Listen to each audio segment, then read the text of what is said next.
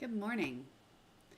My name is Samantha Mirabal. I'm with Melco's application team. We're doing our design shop talk today to see what questions you might have and try to get some of them answered. If you have questions while we are live, please type them in directly in the chat. Don't send them to me privately. I won't see those. But if you put them in the chat, I've got another monitor sitting up over here that I can see the chats as they come in and can try to get them answered while we're live. I've got just one question that was sent in ahead of time. So if you have questions, type. I'll try to drag out a little bit just so we've got time to answer, let you guys type. So again, if you have questions, go ahead and start filling them in. Otherwise, we will jump into it in just one second. Let me go make sure both platforms are up. There's Facebook, lovely, and there is YouTube. Excellent. All right, so back to my little slides. There we go. All right, does the DesignShop 12 have equivalent to branching or Redwork and that other software?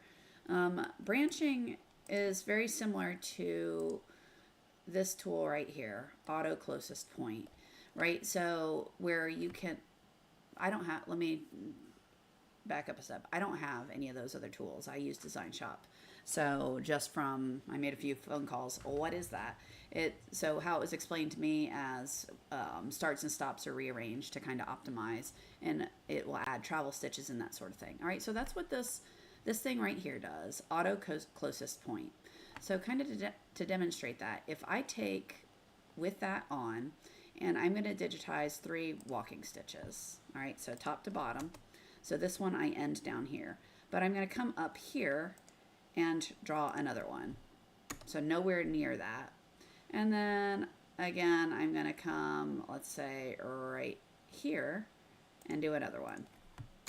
All right, so I just started them all here and ended them all down here. If you look, these auto update. All right, I turned it off. That's pretty funny. I turned it off instead of turning it on. Right there, auto sequence, I can tell it to update and it will automatically rearrange all those starts and stops. So if you actually turn that on when you start, rather than off, which is what I did, it will go ahead and rearrange your starts and stops for you. So if you do like I did right there and had it turned off, it's okay. What you would do is come and turn on, like select everything and then tell it to auto sequence with that button. And all that will do is it'll rearrange all your starts and stops. It'll add travel stitches if necessary, and it will rearrange your design so that it's all minimizes the number of trims, right? So if you've got large designs, I tend to do it by color myself, not the entire design. You can do the entire design and it will kind of add travel stitches and rearrange elements to make starts and stops, run around to minimize your trims. I personally do it by color, not by an entire design. That's just what I prefer. But yeah, if you go through and turn these things on and off, it will automatically rearrange your starts and stops. Like right there, you can see I started up here, yet it moved the starting point right there. This element, if I click on that, the end point is there, yet I ended it here. So just by having that auto sequence on, it minimized, it got rid of the need for a trim and moved my starts and stops automatically to optimize that sewing. Okay. So that's the auto sequence feature. It's really kind of handy, particularly when digitizing. If you don't want to have to pay attention to where you end an element and to start it, it'll automatically try to move the starts and stops to optimize that. Redwork, there was a question on that. Redwork I've always done manually, but it's the same deal. So as you're drawing, actually let me go open up. Where's my horse? Open designs, library, horse. I mean, this is essentially a Redwork design, right? So I did this all as one, but as one walk stitch. But if I were to do this and I said, all right, let's say I wanted to make a new horsey. And I just wanted to do the swirls first, right? and then I want to draw the horse, I can do that. And again, having that on there,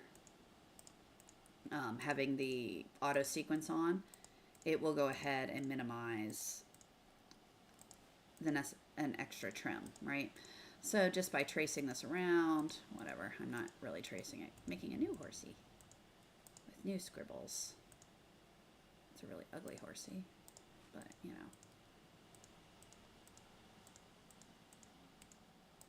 All right, anyway, so what you can do with these though, with these decoratives, so if I came through here and finished this guy, oh, I'm gonna really go quick through a tail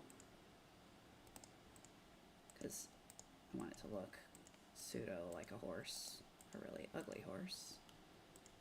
But rather than you watching me sit here and trace things, I want to show you how to create a decorative. For Redwork purposes, this is how I always do it.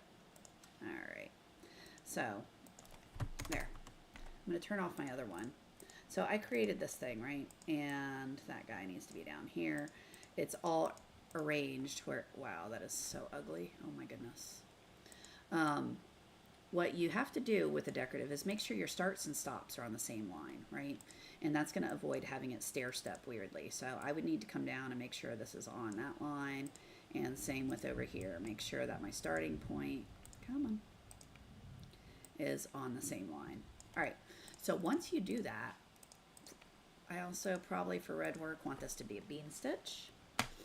I can take this, select it all, go properties, save custom shape, tell it to be a decorative. I always test these by giving it the same name over and over. Test, I have to test one, those sorts of things, so that I'm not filling up my library with junk that I may or may not like, right? So now I can come over and see what it looks like. So if I change this to a decorative, change it to be test, where's test? Right there. There's my really creepy horse. Okay, so it will create that design for you. You can use that same thing as a decorative fill as well, right? So if I want to do a filled area, I can come up here and tell that to be, instead of stitch type fill, I can tell it to be decorative. And then again, I can go change this to the test one and see, do I like that? I can use these to modify how it's spaced and organized from row to row. And I can create quilting Redwork type patterns that way. Okay, so you can do them really quick, as you see that, you know, took me no time. Probably should have taken a little more time to draw something that doesn't look clownish, but I like this one. That one's pretty. And so is pretty anyway. What other questions might you guys have? So that's Redwork, and then I showed you the equivalent to branching, which is that oh my goodness, what is that feature called right there? Auto closest point. All right. So what are the questions before we call it a day? There's a massive thunderstorm outside that keeps on shaking the house with the thunder, so that's exciting. I don't know if you guys can hear that. So, if you guys have things that you want to, don't forget, you can always ask questions ahead of time, right? So if there's something you want to learn about or you want to see demonstrated, whatever, let us know. You can submit questions here. It'll take you to a form, you fill it out. You can put in questions. It'll let you attach a file or an image. If you want to attach more images, just submit another one. It doesn't, you don't have to fill out the question again, just say this is a continuation or something like that. They go into where I can see them sequentially, so it's really easy for me to see when people are submitting additional pictures or more files for things. So yeah, that way, you know, whenever you have questions, type them in. Don't forget about that resource. All right, so like I said, that was the only question I had sent in. If you guys have any other questions, let me know. Otherwise, I'm going to call it a day for today. We do these on a weekly basis. Next week, I'll be back on Thursday, and we'll go again. see what questions you might have, try to get them answered. Yeah, if there's any techniques or anything you're kind of interested in how it's done, just let us know. I'm more than happy to try to put something together or talk about it live, those sorts of things. I guess we're going to be a short one today. We're quiet on the line. I see there's a bunch of people on, so. All right. No new questions. All right, I'll try to find one by next week. That would be fantastic. I always feel silly talking to myself because I'm sitting in a room by myself. It's always, I will say, having done these for a bunch of years now, it's much less awkward. The very first one, I felt like an absolute fool talking to a camera. So, much more comfortable with it now. All right, everyone. Have a fantastic weekend. Let us know what you want to learn. I hope everyone's having a fantastic summer. We're in the middle of nasty rain and heat down here in Florida. I saw a reel. Florida's preheating. That is exactly what it feels like. So it's getting hotter and wetter every day. So I will be back next week and we'll do it again. Bye, everyone.